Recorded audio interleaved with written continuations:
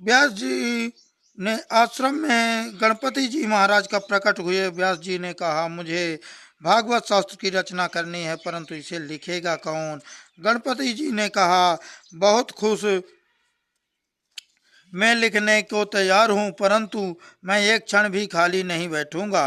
गणपति जी का वाहन तो चूहा है। चूहे का अर्थ है उद्योग। जो उद्योग पर बैठता है उसकी सिद्धि और बुद्धि दासी बनती है।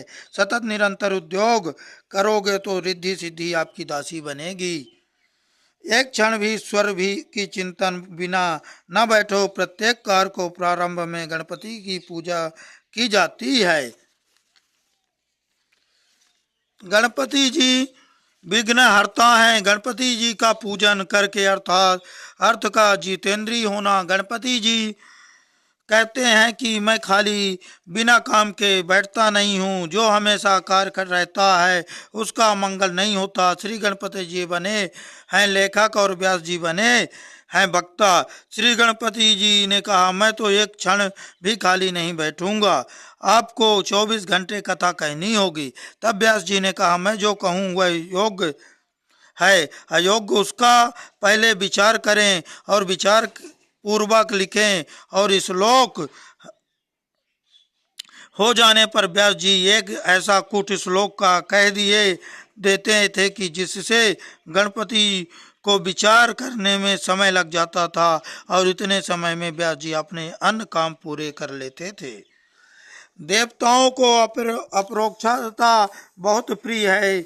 लिखा है कि राजा चित्रकेतु की 1 करोड़ रानियां थी। संसार के विषयों को जो मन में रखता है वह चित्रकेतु है। संसार के सर्व चित्र जिसके मन में बैठ गए हों वह चित्रकेतु है।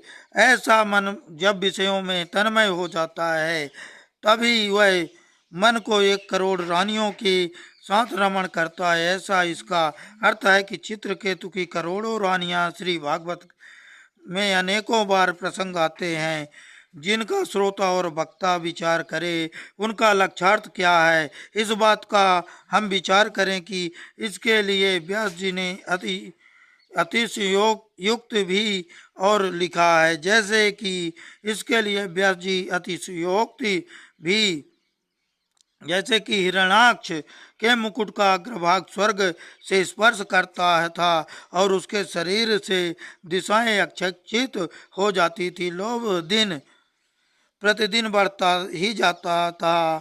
तत्व बताने का उनका इसका कथन उद्देश्य था।